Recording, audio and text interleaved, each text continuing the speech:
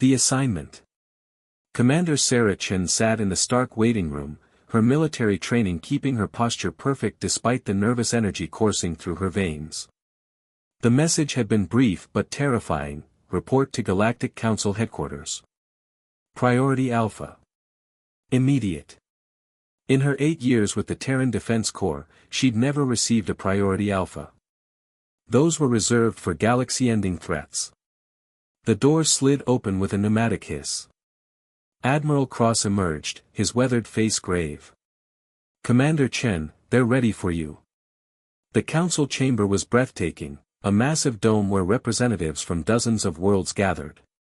Sarah recognized the insectoid Zytherian delegate, her chitinous armor gleaming under the artificial lights. Beside her sat a crystalline being from Resonance Prime, its body humming with barely audible frequencies. At the head of the circular table was Council Leader Vex, a tall, gray-skinned humanoid with large black eyes that seemed to see everything.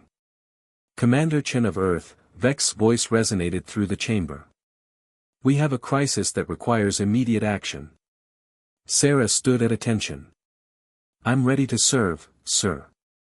Vex activated a holographic display. A massive space station materialized in the center of the room, heavily armored, bristling with defensive weapons, floating alone in the void between stars. "This is Research Station Omega-7, Vex continued. "It contains the last surviving member of a species called the Vrak-Th. This creature has been contained there for over 2 centuries. The hologram shifted, showing the station's interior. Sarah saw reinforced bulkheads, multiple security barriers, and containment fields that could hold a small sun. "The Vrak-Th, the Zytherian delegate clicked, is the most dangerous predator our galaxy has ever known. It consumed its entire species in a feeding frenzy. Only one survived, barely." The crystalline being's harmonics grew discordant. "We keep it alive for research, but guarding it has become problematic." Admiral Cross stepped forward. "In the past 3 years, we've sent 9 Guardian teams to the station. All have failed." "Failed how?" Sarah asked, though she dreaded the answer. Vex's expression darkened. "Some went insane within hours. Others abandoned their posts and fled the system. 3 teams attempted to breach containment and kill the creature. 2 teams simply vanished." A chill ran down Sarah's spine. "What makes this creature so dangerous?" "It possesses powerful psychic abilities," the Zytherian explained. "It reaches into the minds of its guards, showing them their deepest fears, their worst memories. Most sentient beings cannot withstand the mental assault." "The last team was composed of telepathic masters from SCI-7, Cross added grimly. "They're among the strongest psychic defenders in the galaxy. They lasted 4 days before evacuating, screaming about things that should not exist." The chamber fell silent. Sarah looked around at the alien faces surrounding her, seeing fear in their expressions despite their attempts to hide it. "Sir," Sarah said carefully, "what does this have to do with me?" Vex leaned forward. "We're assigning you to guard the Vrak-Th." The words hit Sarah like a physical blow. Around the table, several representatives shifted uncomfortably. "With respect, sir," Sarah managed, "if teams of the galaxy's most experienced guardians have failed, how can one human succeed?" "We don't know if you can," Cross admitted bluntly. "But we're out of options. The creature must be contained. If it ever escapes, it could devour entire star systems," the Zytherian finished. "This is madness," the crystalline being resonated sharply. "Humans are too new to the Council. They lack the mental disciplines of older species. She'll be dead within hours." "The human mind is different," Vex said thoughtfully. "Perhaps different enough to resist where others have failed." Sarah realized the truth then. She wasn't being chosen because she was the best option, she was expendable. Earth was still the newest member of the Galactic Council, still proving humanity's worth. "Commander," Cross said quietly, "I won't lie to you. This is likely a suicide mission. The Council will understand if you refuse." Sarah looked around the chamber again, seeing doubt in every alien face. They expected her to refuse, to run like a frightened child. But she hadn't joined the Defense Corps to run from danger. "I accept the assignment," she said firmly. The chamber erupted in surprised sounds. The Zytherian's wings buzzed with agitation, the crystalline being's harmonics spiked, and several other delegates began speaking rapidly in languages Sarah didn't recognize. Vex raised a hand for silence. "Are you certain, Commander? You understand the risks?" "I understand, sir." "When do I leave?" Cross smiled, sad but proud. "Transport departs in 6 hours. You may choose a small support team." "I'll take Engineer Martinez and Medical Officer Tanaka," Sarah said without hesitation. They were good people, skilled and loyal. If she was going to die, she wanted friends beside her. As the meeting concluded and delegates filed out, the Zytherian delegate approached Sarah. Her compound eyes studied the human carefully. "Why?" she clicked softly. "Why accept certain death?" Sarah considered the question. "Because someone has to. Because it's the right thing to do." The alien made a sound that might have been laughter or sorrow. "Perhaps that's why your species survived long enough to reach the stars. You're either very brave or very foolish." "Maybe both," Sarah replied. 6 hours later, she was aboard a transport ship, heading into the darkness toward a creature that had broken the minds of the galaxy's strongest defenders. She wondered if she'd live long enough to discover which one she really was. Arrival at the station. The transport ship lurched out of hyperspace with a shudder that Sarah felt in her bones. Through the small viewport, Research Station Omega-7 loomed like a metallic nightmare against the star field. It was even more imposing than the hologram had shown, a massive fortress bristling with weapons, its hull scarred by what looked like centuries of impacts. "Cheerful place," muttered Engineer Martinez from beside her. Despite his joking tone, Sarah could see the tension in his weathered hands. She'd served with Diego for 4 years, he was steady under pressure, never complained, and could fix anything with duct tape and determination. Medical Officer Yuki Tanaka sat across from them, methodically checking her equipment one final time. She was quiet, precise, the kind of person who thought 3 moves ahead. Sarah trusted her completely. "Last chance to reconsider," Yuki said softly, not looking up from her medical scanner. "We could tell them the transport malfunctioned." Sarah studied her 2 friends. She hadn't told them they could refuse this mission, she'd simply asked if they wanted to come, and they'd said yes without question. That kind of loyalty was rare in the galaxy. "We have a job to do," Sarah said firmly. "We do it together." The transport docked with a resounding clang that echoed through the hull. The airlock cycled, and the 3 humans stepped onto Research Station Omega-7. The first thing Sarah noticed was the smell. Despite the functioning air recyclers, something lingered beneath the sterile atmosphere, something that made her nose wrinkle with instinctive unease. Fear. Old fear that had soaked into the very walls. The second thing she noticed was the silence. The station should have hummed with activity, voices, life.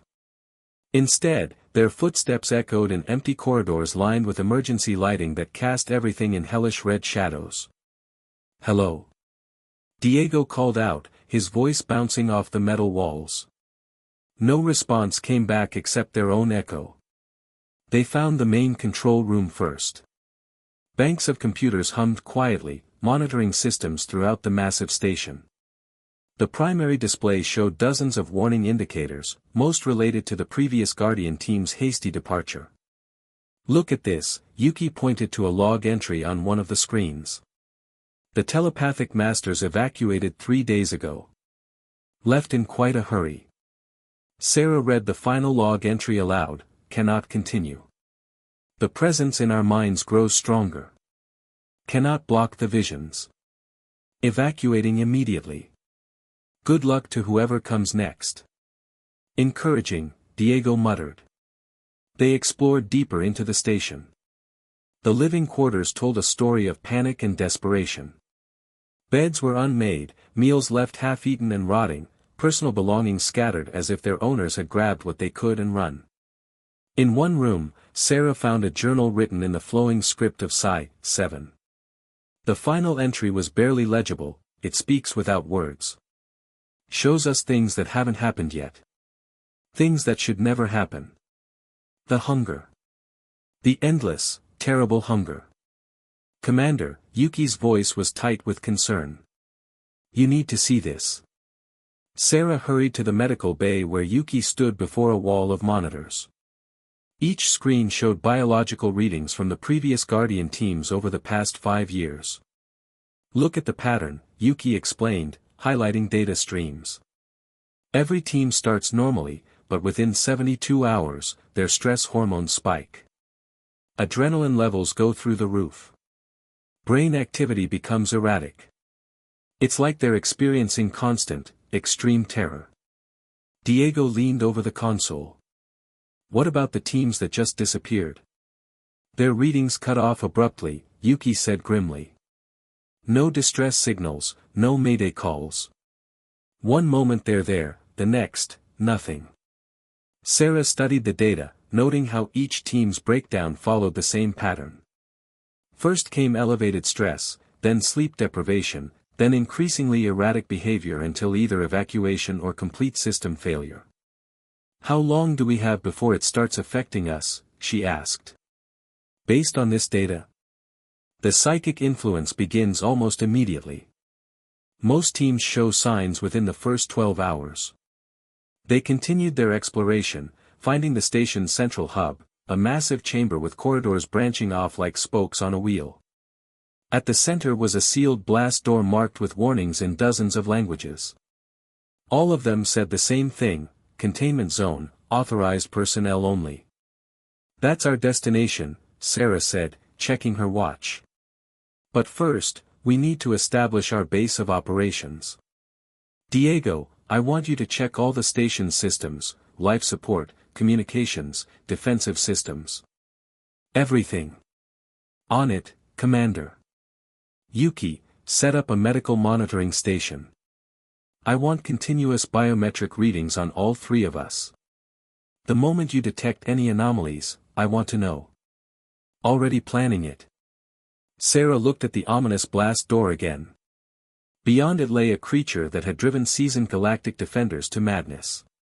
A being so dangerous that entire fleets stood ready to obliterate the station if it ever escaped. What do you think it really is? Diego asked quietly, following her gaze. I don't know, Sarah admitted. But we're about to find out. As if responding to her words, a low vibration passed through the station's hull, so deep it was felt rather than heard. The lights flickered momentarily, and for just an instant, Sarah could have sworn she heard something that sounded almost like laughter. But that was impossible. The containment zone was sealed, the creature isolated behind layers of armor and energy fields. It couldn't possibly know they were here. Could it? The vibration came again, and this time Sarah was certain. Something deep within the station was aware of their presence. And somehow, impossibly, it was amused. First contact. Sarah stood before the containment zone entrance, her hand hovering over the access panel. According to the station's records, this blast door hadn't been opened in 6 months, not since the last research team had fled screaming into the void. Biometrics are stable, Yuki reported from her mobile monitoring station. Heart rates elevated but within normal parameters for the situation. Defensive systems are online, Diego added, checking his tablet. Though I'm not sure what good they'll do against something that attacks minds instead of bodies. Sarah took a deep breath and pressed her palm to the scanner.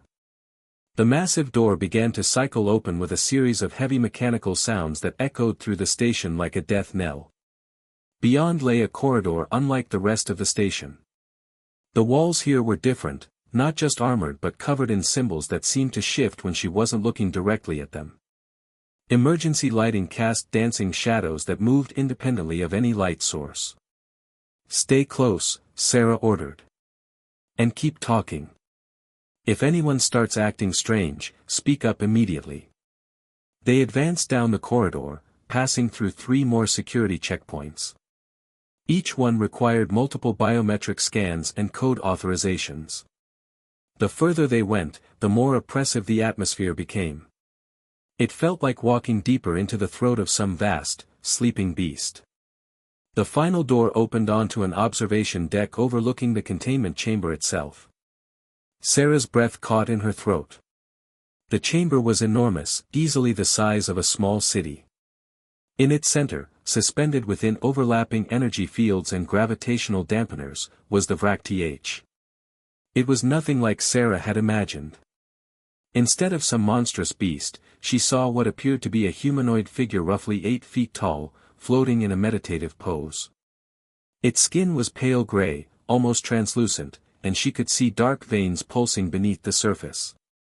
Its face was aristocratic, almost beautiful, with high cheekbones and large, completely black eyes that seemed to contain galaxies. "That's it?"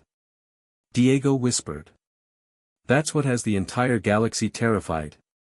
As if responding to his words, the creature's eyes opened and looked directly at them. Sarah felt a chill run down her spine that had nothing to do with the station's temperature. "Commander," Yuki's voice was tight with concern. "My readings just spiked. All of our stress hormones are climbing rapidly." The creature, the Vrak-TH, smiled. It was a genuine expression, almost warm, and somehow that made it infinitely more terrifying than any snarl or growl could have been. And then it spoke. Not with its voice, but directly into their minds. "Welcome, little guardians. I have been so very lonely." Diego stumbled backward, clutching his head. "Did you hear that? Please tell me you heard that. I apologize for my previous watcher's discourtesy. They left so abruptly. No goodbye, no final words. Very rude." Sarah forced herself to step closer to the observation window. "You're the Vrak-TH. Such a harsh name. I prefer to think of myself as, misunderstood." The creature's mental voice was cultured, almost pleasant. Nothing like the ravening monster described in the council files. "You killed your entire species," Sarah said aloud. "I fed, yes. As is my nature. Do you condemn the shark for eating fish? The star for consuming planets?" A pause, and Sarah could feel amusement radiating from the being. "Though I admit, I may have been overzealous in my youth. Commander," Yuki warned, "our readings are approaching dangerous levels. Whatever this thing is doing to us. I am simply being myself, little healer. Your minds are more resilient than most. Usually, by now, my watchers are screaming about visions of cosmic horror and universal suffering." Diego laughed, a sound edged with hysteria. "Give it time. Oh, but I am curious about you 3. Humans, yes. Such a young species. Your minds taste different. Less rigid than the telepathic masters, not as structured as the Zytherians. There's something almost refreshing about your chaos." Sarah felt the creature's attention focus on her specifically, like being examined under a microscope made of thoughts and intentions. "You, Commander. You're not here to guard me, are you? You're here to study me. To understand me." "I'm here to do my job," Sarah said firmly. "And what might that job be?" "To watch me float here until the heat death of the universe. To ensure I remain properly contained like some zoo animal." The creature's mood shifted, and suddenly the air in the observation deck felt heavy, oppressive. Sarah's vision began to darken around the edges. "Shall I show you what I showed the others? The inevitable heat death of the universe. The moment when all stars burn out and existence becomes nothing but cold, empty darkness. Or perhaps the futility of all life, the meaninglessness of every struggle, every hope, every—" "Stop," Sarah said quietly. The mental assault paused, surprised. "I said stop." Sarah stepped even closer to the window, meeting the creature's black gaze directly. I get it. You're powerful. You can drive people insane with cosmic horror and existential dread. Very impressive. But I'm not here to play games. How unexpected. I've seen horror before, Sarah continued. I've watched friends die in wars. I've seen entire colonies wiped out by plague. I've stared into the void between stars and made peace with the fact that we're all just tiny specks in an incomprehensibly vast universe. Your cosmic terror routine. It's nothing I haven't already accepted. For the first time since they'd arrived, the creature seemed genuinely surprised. Fascinating. And what do you propose instead, little commander? A conversation, Sarah said simply. You said you were lonely. So talk to us. Tell us about yourself. What you want. What you need. The Vrakth floated in silence for a long moment, its black eyes fixed on Sarah's face. When it finally responded, its mental voice held a note she hadn't heard before, curiosity. Very well, Sarah Chen of Earth. Let us talk. Understanding. Over the following days, something unprecedented began to happen aboard Research Station Omega-7. Instead of the gradual descent into madness that had claimed every previous Guardian team, Sarah and her crew established a routine of regular communication with the Vrakth. The creature, who had eventually revealed its name to be Kethvar, proved to be startlingly intelligent and surprisingly cooperative. During their conversations, Sarah learned truths that challenged everything the Galactic Council believed about the last Vrakth. The hunger, Kethvar explained during one of their sessions, is not what your council thinks it is. I do not consume flesh or energy in the way they understand. I feed on experiences, on the complexity of conscious thought. When I fed upon my species, it was not malicious. It was survival. Sarah sat in the observation deck, notebook in hand. She'd taken to writing down their conversations, knowing that nobody would believe them otherwise. But you killed them all. Not killed. Absorbed. They live within me still, their memories, their personalities, their essence. In a way, I am the entire Vrakth species now, the last repository of our culture, our knowledge, our dreams. That's still genocide, Diego pointed out from his position at the monitoring station. Is it? When your people die, where do they go? They simply end. When my people died, they became part of something greater. They achieved a form of immortality. Without their consent, Yuki added quietly. Kethvar's mental voice grew subdued. Yes. That is, regrettable. In my youth, I was driven by instinct, by the desperate need to preserve my species as our world died. I acted without wisdom, without consideration for their individual desires. It is a burden I have carried for centuries. Sarah looked up from her notes. Is that why you drove the other Guardian teams away? Guilt? Partially. But also because they came expecting a monster. They projected their fears onto me, and I gave them what they expected. It became a cycle, they feared me, so I became fearsome. They expected cosmic horror, so I showed them the darkness between stars. But you're not doing that to us, Sarah observed. You didn't come expecting a monster. You came expecting a conversation. So that is what you received. The implications of this were staggering. Sarah's mind raced as she considered what this meant for interspecies relations, for the very nature of first contact protocols. Kethvar, she said carefully, what do you want? Really want? The creature was silent for a long time. When it finally responded, its mental voice was barely a whisper. To go home. Home. My world still exists, though it is dying. A red dwarf star, cooling slowly. The last cities of my people, preserved in ice. I wish to return there, to say goodbye properly. To honor those I absorbed. To perhaps find peace. Sarah felt a chill that had nothing to do with the station's atmosphere. The Council would never allow that. I know. They see me as a weapon, a threat to be contained. They do not understand that I am tired, Commander. So very tired of existing. I have lived for over 3,000 years, carrying the weight of an entire species within my consciousness. I wish for rest. You're talking about dying, Yuki said softly. I am talking about completion. About ending this chapter so that whatever comes next can begin. Sarah stood up abruptly, pacing to the observation window. There has to be another way. Some compromise. Perhaps.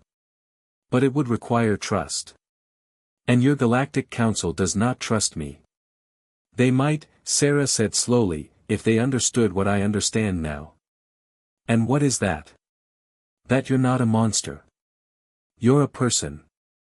A person who made terrible mistakes and has been living with the consequences for centuries. For the first time since they'd arrived, Kethvar actually laughed, a sound like distant thunder in their minds. Do you know what you are, Sarah Chen? What? The first being in 200 years to see me as an individual rather than a threat. The first to offer understanding instead of fear. Sarah felt warmth spread through her chest, not her own emotion, but something projected from Kethvar. It felt like gratitude. Commander, Diego's voice was urgent. I'm reading an incoming transmission. Multiple ships dropping out of hyperspace. Sarah's blood ran cold. The Council? Looks like it. Admiral Cross's flagship and at least 6 escorts. Through the observation window, Kethvar's expression had changed. The gentle demeanor was gone, replaced by something harder, more guarded. They come to check on their experiment. To see if the humans have lasted longer than the others. Kethvar, listen to me, Sarah said urgently. When they arrive, don't give them what they expect. Don't be the monster they think you are. And what should I be instead? Be yourself.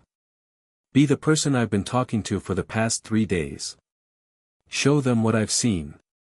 You ask much, little commander. Your admiral and his escorts are not prepared for nuance. They come expecting either success or failure, containment or catastrophe.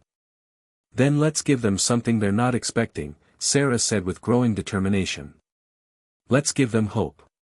As if summoned by her words, the station's communication system crackled to life. Research Station Omega 7, this is Admiral Cross. Respond immediately. What is your status? Sarah looked at her 2 companions, then at the ancient being floating in its containment field. Everything, the future of human council relations, Kethvar's fate, perhaps even galactic peace, hung in the balance of what happened next. She reached for the communication panel, knowing that her next words would change everything. Resolution. Admiral Cross, this is Commander Chen, Sarah spoke into the communication panel, her voice steady despite the magnitude of what she was about to attempt. Status is complicated. I need you to come aboard, sir. And I need you to come with an open mind. There was a long pause before Cross responded. Commander, are you under duress? Is the creature influencing you? Sarah glanced at Kethvar, who floated silently in his containment field, black eyes fixed on the conversation with intense interest. No sir, I'm not under duress. But I am asking you to trust me. What I've discovered here could change everything we thought we knew about the Vrak-Th. Commander Chen, came a new voice, Council Leader Vex himself. We are prepared to extract you and your team immediately if the creature has compromised your mental state. They are afraid, Kethvar observed privately. Afraid that I have done to you what I did to the others. I understand their caution, Sarah replied both to Vex and to Kethvar. But I'm asking for 1 hour. Let me show you what we've learned. Another pause, then, very well, Commander. We're docking now. But we're coming armed and shielded. If this is some kind of trap. It's not a trap, sir. It's an opportunity.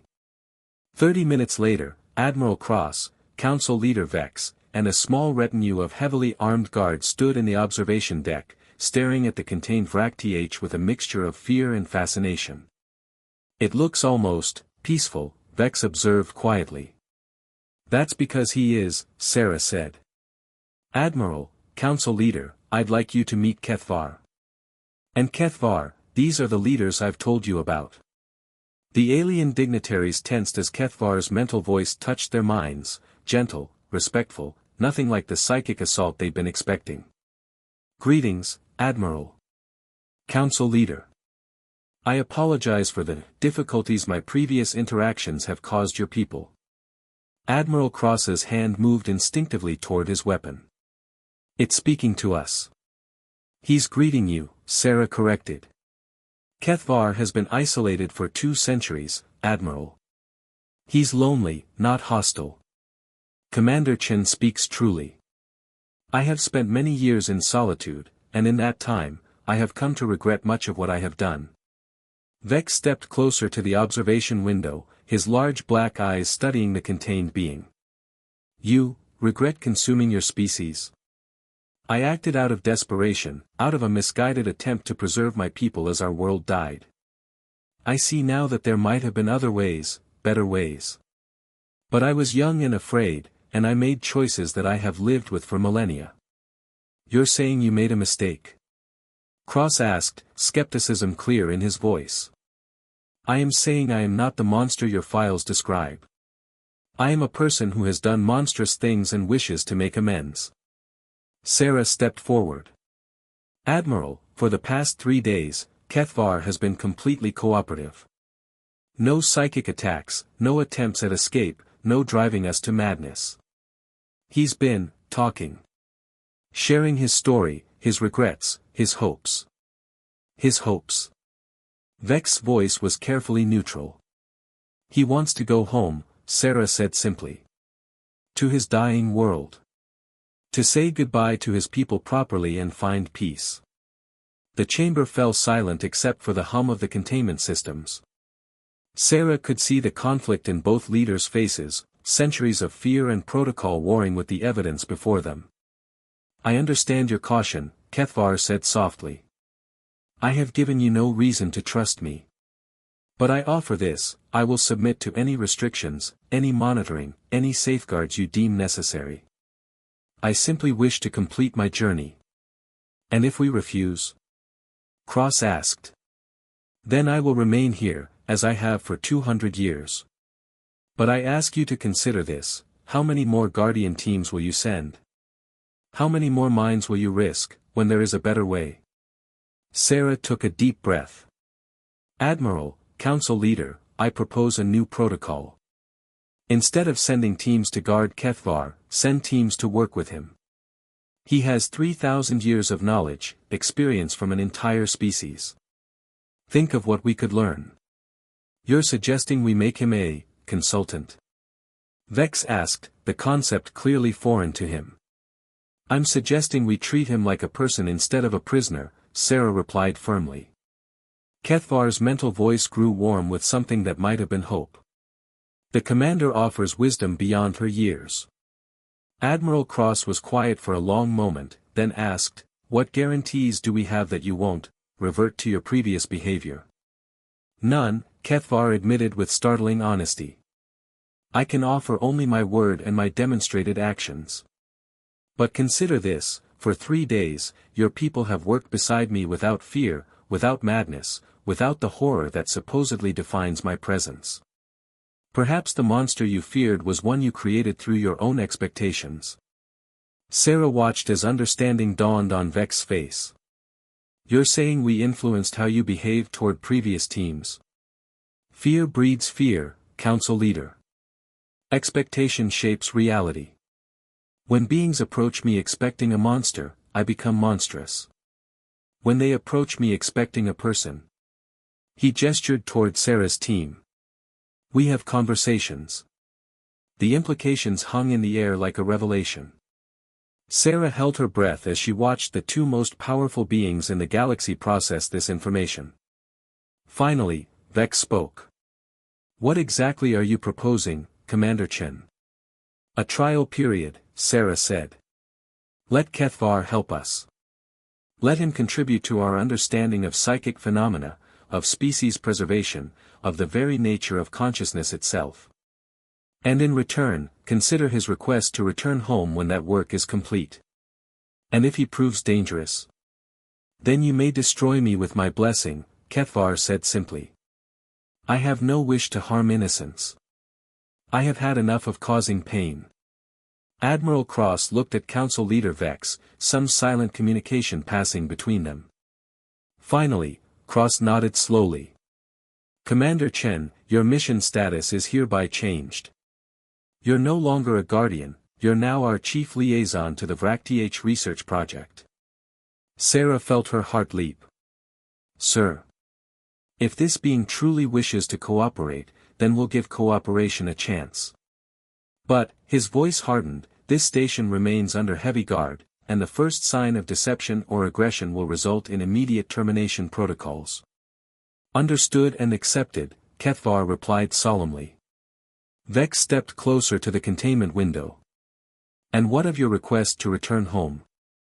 I will earn that privilege through service and demonstrated trustworthiness. I ask only that it remain a possibility, not a promise. Very well, Vex said after a moment. Commander Chen, you'll report directly to me on this project. I want weekly updates on all interactions and discoveries. Yes, sir. As the delegation prepared to leave, Admiral Cross pulled Sarah aside. Commander, I want you to know that what you've accomplished here, it's unprecedented. You've potentially changed the course of galactic relations. I just listened, sir. Sometimes that's all it takes. Perhaps. But it took courage to listen when everyone else heard only threats. He paused. Your parents would be proud. Sarah felt a warmth spread through her chest. Through the observation window, she could see Kethvar watching them with what she had learned to recognize as his expression of contentment. Commander, his voice touched her mind privately. Thank you. Thank you for trusting me, she replied silently. No, Kethvar's mental voice was filled with something Sarah had never heard from him before, hope. Thank you for seeing me not as a monster, but as someone who simply wanted to come home. 3 months later, Sarah stood in the same observation deck, but everything had changed. The chamber now hummed with activity as scientists from dozens of worlds worked alongside Kethvar on projects that were revolutionizing their understanding of consciousness, memory preservation, and interspecies communication. Kethvar had proven true to his word. His knowledge had led to breakthroughs in medical technology, psychological therapy, and even new forms of art that incorporated shared consciousness experiences. The Galactic Council had voted unanimously to grant him eventual passage to his homeworld, acknowledging both his contributions and his right to choose his own ending. Ready for the big day? Diego asked, joining her at the window. Sarah nodded. Tomorrow, Kethvar would be transferred to a specially designed transport ship that would carry him to his dying world. It would be a one-way journey, the red dwarf star's radiation would make return impossible. But for the first time in centuries, Kethvar would be free. I'm going to miss him, Yuki admitted, checking her medical readings one last time. Strange as it sounds, he's become family. I will miss you all as well, Kethvar's voice touched their minds, warm with affection. You gave me something I thought lost forever, friendship. Sarah smiled, pressing her hand against the observation window. You gave us something too. You showed us that understanding is always possible, even with the most unlikely people. People, Kethvar repeated the word with something like wonder. Yes. Not monsters, not threats, not prisoners. Simply people, trying to find their way home. As Sarah watched the ancient being who had become her friend prepare for his final journey, she reflected on the lesson they had all learned. Fear and expectation could create the very monsters they sought to contain, but understanding and compassion could reveal the person underneath. In the end, that was all any of them really wanted, to be seen, to be understood, and to find their way home. The next morning, as Kethvar's transport ship disappeared into the vast darkness between stars, Sarah stood at the observation deck one last time. The chamber felt empty now, but not lonely. It felt peaceful. "Thank you, Boss Dad," came a final whisper across the void, Kethvar's playful nickname for her that had developed over their months of friendship. Sarah smiled, tears in her eyes. "Safe journey home, old friend." And in the silence that followed, she knew with certainty that some journeys were worth taking, no matter how dangerous they seemed. The end.